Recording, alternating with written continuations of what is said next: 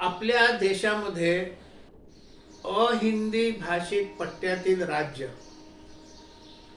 पूर्वीकडे आसाम, बंगाल, ओरिसा, पश्चिमेला महाराष्ट्र, दक्षिणेत कर्नाटक, केरळ, तामिळनाडू, तेलंगण, आंध्र प्रदेश या राज्यामध्ये एक हिंदी विरोधी वातावरण आहे.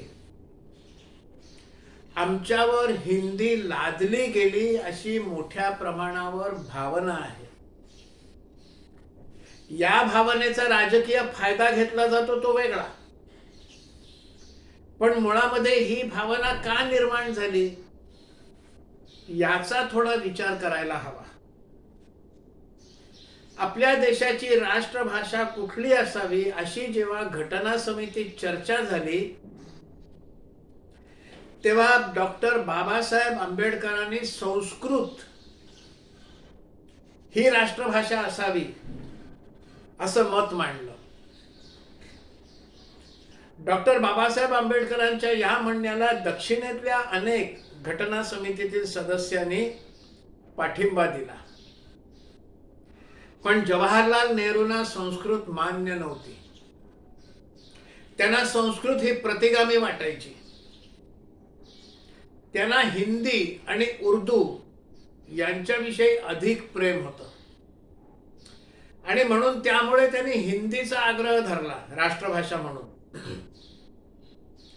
ते संस्कृतला मृत भाषा म्हणायचे आणि ती भावना आपल्याकडच्या बऱ्याच पाश्चात्य शिक्षणामुळे प्रभावित झालेल्या लोकांची संस्कृत ही मृत भाषा आहे अशी भावना आजही आहे. खरंच मृत भाषा आहे का? आपले प्राचीन ग्रंथ संस्कृतमध्ये आहेत.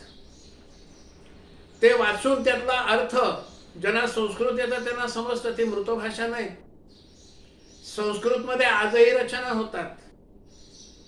संस्कृतमध्ये टीव्हीवर बातम्या दिल्या जातात आणि त्या लोकांना समजतात.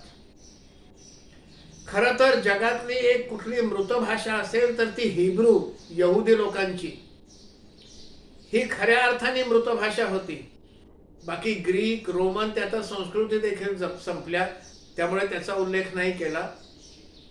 पण 1948 साली इस्रायल स्वतंत्र झाला. जगभरातले यहुदी हे इस्रायलमध्ये राहायला लागले आणि त्यांनी हिब्रू ही भाषा आपली राष्ट्रभाषा म्हणून स्वीकारली. एका अर्थाने ती मृत भाषा होती. त्या भाषेतले अनेक शब्द हे गहाळ झाले होते. मग त्या ठिकाणी त्यांनी भाषा तज्ञांच्या मदतीनं नवीन शब्द हे त्या भाषेमध्ये आणले आणि जिथे जिथे शब्द गहाळ होते तिथे नवीन नवीन शब्द आणले आणि ती मृत असलेली भाषा पुन्हा जीवित केली. शाळांमध्ये मुलांना हिब्रू शिकवलं गेलं आणि आज इस्रायलमध्ये मृत झालेली हिब्रू भाषा जागृत करून मुलांना शिकवून तिकडचे नागरिक आपसात हिब्रू भाषेमध्ये बोलतात. आम्ही मात्र संस्कृतला मृत भाषा म्हणून मोकळे झालो. संस्कृत ही जर राष्ट्रभाषा म्हणून ठरवली असती, शाळांमध्ये संस्कृत शिकवायला सुरुवात केली असती तर पुढच्या 10 ते 15 वर्षात 60, 62, 64, 65 पर्यंत भारतातल्या प्रत्येकाला संस्कृत आली असती आणि सगळे भारतीय आपसात संस्कृत मध्ये बोलू शकले असते. मग कुठेच विरोध झाला नसता. कारण भारतातल्या एखाद दुसरी सोडली, विशेषतः पूर्वांचलातल्या जनजातीय भाषांपैकी त्या बोली भाषा आहेत. खरं तर त्यांना लिपीही नाहीये. त्यांना असमिया भाषा येते. त्याही संस्कृत उद्भव भाषा आहेत. त्यामुळे संस्कृतला कोणाचाच विरोध झाला नसता आणि संस्कृत लादलं गेलं असं कोणी म्हटलं देखील नसतं. पण खोटे अभिनिवेश, संस्कृत ही मृत भाषा आहे, या सगळ्याचा परिणाम काय झाला? मगाशी मी ज्या राज्यांचा उल्लेख केला त्या राज्यामध्ये इंग्रजी लोकांना शिकायला हवं असतं. मुलांना इंग्रजी शाळेत पाठवतात. हिंदी मात्र लादली अशी भावना आहे. खरं तर आपापली भाषा, मग पूर्वेकडच्या, दक्षिणेकडच्या किंवा महाराष्ट्रातली मराठी असेल, या सगळ्या संस्कृत उद्भव आहेत.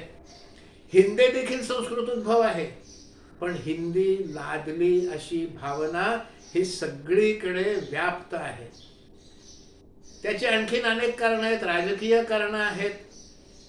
इंग्रजांनी अधिक त्याच्यामध्ये पूर्वीच भर टाकलेली आहे.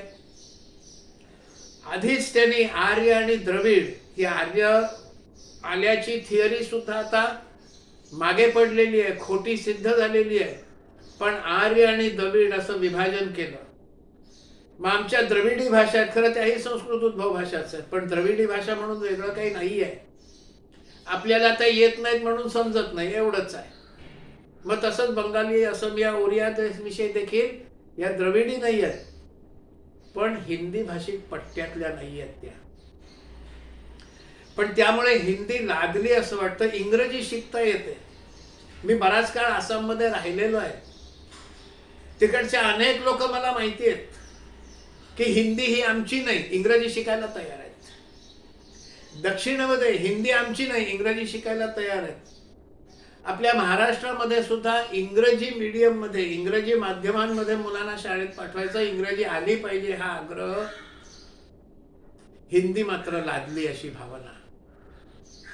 याचं मुळात कारण असं आहे की जी संस्कृत ही सर्वत्र स्वीकारार्ह होती ती आम्ही मृतभाषा म्हणून बाजूला टाकली. डॉक्टर आंबेडकरांच्या दूरदृष्टी होती की संस्कृत ही सगळीकडे स्वीकृत होईल. त्यांच्या म्हणण्याला दक्षिणेतल्या सदस्यांनी देखील पाठिंबा दिला होता. त्यामुळे हिंदी कोणी लादली हे समजून घेतलं पाहिजे. अनेक समस्यांचं मूळ कुठे आहे, कशामुळे आहे आणि त्या कशाने त्याचं समस्यांचं निराकरण होईल याचा कुठेतरी विचार झाला पाहिजे. हे विचार जर आपल्याला पटले असतील तर लाईक करा, शेअर करा आणि चॅनल सबस्क्राईब करा ही विनंती.